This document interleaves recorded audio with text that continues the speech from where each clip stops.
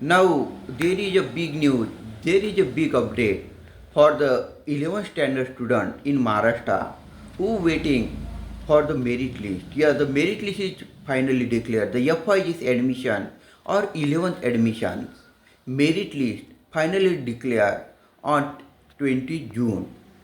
Now you can see the college you have get and you have time up to 7 July to take the admission.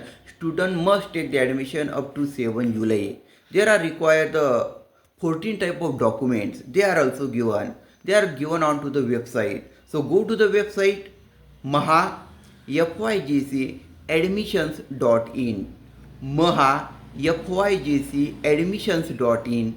Go to that website, there is a link is given. Click on link, your application number and detail, fill in this form and you can see all the details. There was total 12,71,000 students. 12,71,000 students wait for this moment. Wait for this moment. So go to that website and check which college you have to get and complete admission process up to 7 July. Remember 7 July. Share this information so the maximum student can get the benefits. Share. Thanks.